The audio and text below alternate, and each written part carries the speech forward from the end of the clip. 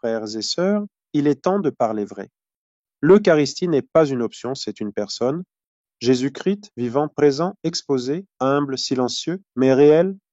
Et nous passons devant lui comme devant un mur. Il est là dans le tabernacle et personne ne le salue. Des touristes entrent, lèvent les yeux vers les vitraux, ils prennent des photos, ils filment, mais pas un seul regard pour Jésus, pas une génuflexion, pas même un signe de croix, comme s'ils visitaient un musée mort et non une maison vivante. Pourtant Dieu est là, vivant, patient, attendant d'être reconnu. Vous entrez dans une église, enlevez votre chapeau. Vous traversez le sanctuaire, inclinez votre cœur. Vous regardez l'autel, souvenez-vous du Golgotha. Ce n'est pas un monument, c'est le lieu du sacrifice. Jésus n'est pas un objet sacré, c'est le roi de gloire. Et toi, chrétien baptisé, quand tu entres dans l'église, tu passes devant le tabernacle sans te soucier de la présence. Tu parles fort, tu salues tout le monde sauf Jésus, tu viens en retard à la messe et tu communies comme si de rien n'était, et tu veux encore des miracles dans ta vie. Le respect de l'Eucharistie commence par le jeûne eucharistique. Oui, toi qui viens manger le pain vivant, t'es-tu préparé? T'es-tu abstenu de nourriture au moins 1 heure avant? Ce n'est pas un vieux règlement du Vatican, c'est une affaire de cœur. Le jeûne eucharistique, c'est un cri silencieux du corps. Je t'attends, Seigneur, mais toi tu manges ton sandwich en chemin, et tu veux encore recevoir Jésus en hostie dans ton estomac. Tu fais la queue à la communion comme au supermarché, mais as-tu fait la queue au confessionnal?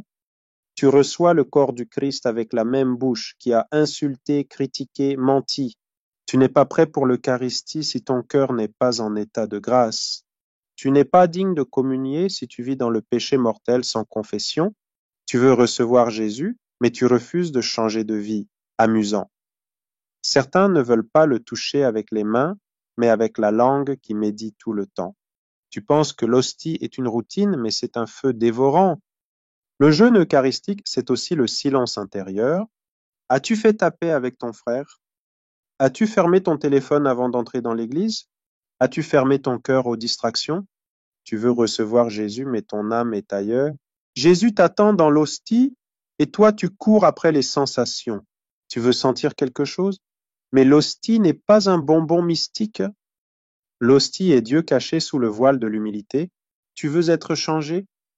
Prépare-toi à le recevoir comme on accueille un roi, et non comme un voisin banal qu'on croise sans attention. Si tu savais qui tu allais recevoir, tu jeûnerais bien plus qu'1 heure.